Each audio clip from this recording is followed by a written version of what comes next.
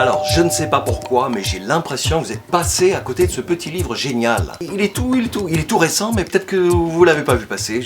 Car passer à côté de ce petit bouquin, c'est hyper dommage. Ah mais non, c'est appuie sur pause. Non mais rien que le titre déjà, ça devrait nous chatouiller un petit peu. Appuyer sur pause, mais quelle bonne idée en fait. Donc, c'est un petit livre qui invite possiblement chaque jour à appuyer sur pause. Mais pas genre lire une petite séquence biblique en vitesse, faire une petite prière à la 6-4-2 et puis passer son chemin. Ah non, l'idée c'est de s'extraire du temps vraiment. Jésus par exemple, il faisait ça, s'extraire du temps. Les choses qui passent, la course de la vie on va dire, tous ces trucs qui nous bouffent la tête tous les jours et qui nous empêchent d'appuyer sur pause, de nous recentrer sur notre cœur, de nous recentrer sur Dieu vraiment. Et occuper vraiment consciemment le territoire intérieur de notre foi. C'est pas pour dire, mais une des choses genre béton que Jésus lance, c'est aimer son Dieu de tout son cœur, de toute son âme, de toute sa pensée et de toute sa force, de tout son corps. Jésus nous invite à être attentifs à son action dans le monde et dans notre vie.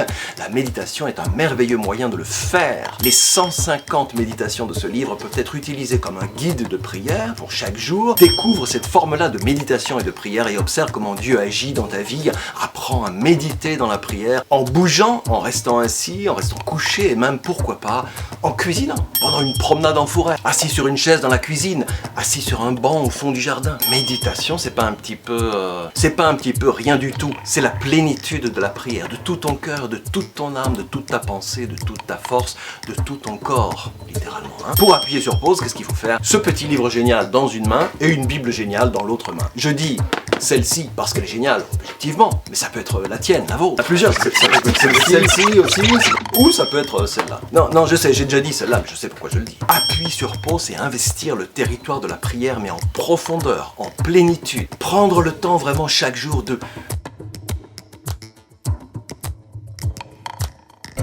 Attention, la Bible peut faire gravement du bien à la santé. Ne jamais la tenir hors de portée des enfants.